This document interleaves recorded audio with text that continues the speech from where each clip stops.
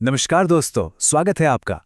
आज हम बात करने वाले हैं भारतीय संविधान के एक बहुत ही कह सकते हैं पावरफुल और कंट्रोवर्शियल प्रोविजन के बारे में। प्रेसिडेंट्स रूल यानी कि राष्ट्रपति शासन।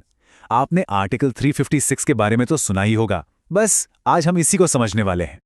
तो सोचिए जरा, क्या होता है जब किसी राज्य की सरकार कॉन्स्टिट्यूशन के हिसाब से काम नहीं कर पाती, मतलब कॉन्स्टिट्यूशनल मशीनरी फेल हो जाती है। आगे क्या होता है? इसी सवाल का जवाब है प्रेसिडेंट्स रूल। ऑलराइट, तो चलिए थोड़ा डीप डाइव करते हैं और समझते हैं कि इसका कॉन्स्टिट्यूशनल बेसिस क्या है। मतलब ये पावर आती कहाँ से है। ऐसा नहीं है कि ये मनमानी है, इसके पीछे बाकायदा हमारे संविधान में आर्टिकल्स दिए गए हैं। तो सबसे पहले आता है आर्टिकल 355। ये है इसकी फाउंडेशन, इसकी नींव। ये आर्टिकल कहता है कि ये यूनियन गवर्नमेंट की मतलब केंद्र सरकार की ड्यूटी है कि वो हर राज्य को बाहरी हमले और अंदरूनी गड़बड़ी से बचाए और ये भी पक्का करे कि वहां की सरकार संविधान के हिसाब से ही चल रही है। और फिर आता है द मेन आर्टिकल, आर्टिकल 356। असली पावर यहीं से मिलती है। ये आर्टिकल हमारे प्रेसिडेंट को ये पावर देता है कि अगर उन्हें ऐसा लगता है, मतलब वो कन्विंस्ड हैं कि किसी स्टेट की गवर्नमेंट कॉन्स्टिट्यूशन के हिसाब से नहीं चल सकती, तो बस वो वहां प्रेसिडेंट्स रूल लगा सकते हैं। इतना ही नहीं, एक और ट्रिगर है आर्टिकल 365। ये क्या कहता है?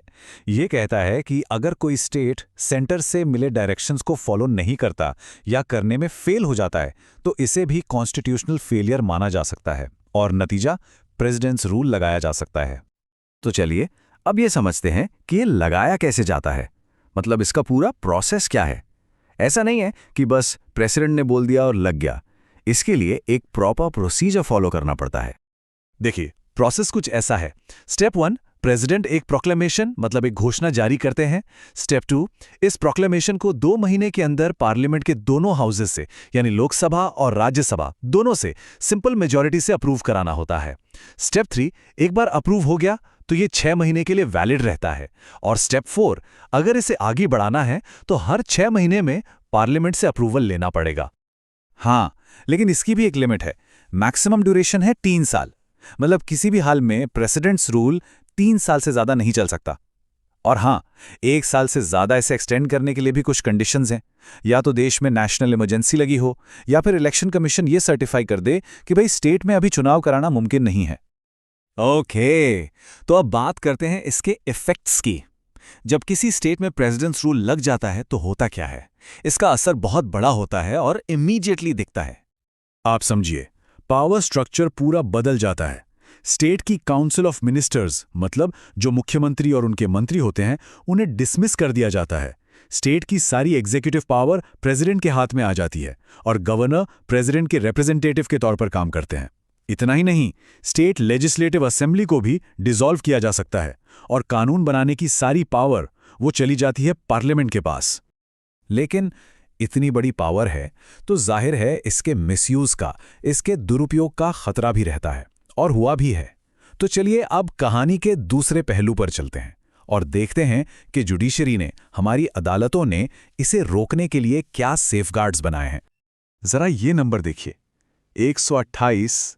भारत में 128 से भी ज्यादा बार आर्टिकल 356 का इस्तेमाल हो चुका है। अब ये नंबर ही अपने आप में सोचने पर मजबूर कर देता है ना, कि क्या हर बार इसकी जरूरत थी? और अगर हम स्टेट वाइज देखें तो सबसे ज्यादा इसे यूज किया गया है मणिपुर में, पूरे 10 बार। इसके ठीक पीछे है उत्तर प्रदेश 9 बार के साथ। ये फिगर्स हमें दिखाते हैं कि इसका इस्तेमाल कितना वाइड स्प्रेड रहा है। फिर आया एक गेम चेंजर। साल था 1994 और केस था SR Bombay versus union of India. ये सुप्रीम कोर्ट का एक लैंडमार्क जजमेंट था जिसने प्रेसिडेंट्स रूल को लेकर सारे रूल्स ही बदल दिए। इसने भारत के फेडरल स्ट्रक्चर पर एक बहुत गहरा असर डाला। तो इस फैसले ने क्या किया? इसने कुछ बहुत जरूरी सेफगार्ड सेट किए। पहला, प्रेसिडेंट का प्रोक्लेमेशन अब जुडिशियल रिव्यू के दायरे में है, मतलब अदालतें चेक कर सकती हैं कि यह सही है या नहीं। दूसरा, अब ओनस यानी साबित करने की जिम्मेदारी सेंटर पर है कि भाई कॉन्स्टिट्यूशनल फेलियर हुआ भी है या नहीं। तीसरा और सबसे इंपॉर्टेंट, जब तक पार्लियामेंट अप्रूव ना कर दे, स्टेट असेंबली को डिसॉल्व नहीं किया जा सकता। और चौथा, अगर कोर्ट को लगता है कि यह प्रोक्लेमेशन गलत था, पॉलिटिकल मोटिव से था, तो वो स्टेट गवर्नमेंट को वापस बहाल भी कर सकती है। तो बेसिकली सुप्रीम कोर्ट का मैसेज एकदम क्लियर था। आर्टिकल 356 एक एक्सेप्शन है, कोई रूल नहीं। ये एक इमरजेंसी टूल है जिसे तभी यूज करना चाहिए जब वाकई में कॉन्स्टिट्यूशनल मशीनरी फेल हो गई हो, ना कि किसी पॉलिटिकल एडवांटेज के लिए। तो आखिर में सवाल यही रह जाता है, क्या प्रेसिडेंट्स रूल एक कॉन्स्टिट्यूशनल सेफ्टी नेट है, एक सुरक्षा कवच, या फिर ये सेंटर के हाथ में स्टेट्स को कंट्रोल करने का एक टूल है? ये एक बहुत बड़ा सवाल है जो हमारे फेडरलिज्म की, हमारे संघीय ढांचे की पूरी बहस के केंद्र में है। इस पर जरूर सोचिएगा। वीडियो को लाइक करें, ज्यादा से ज्यादा शेयर करें और चैनल को सब्सक्राइब करना ना भूलें।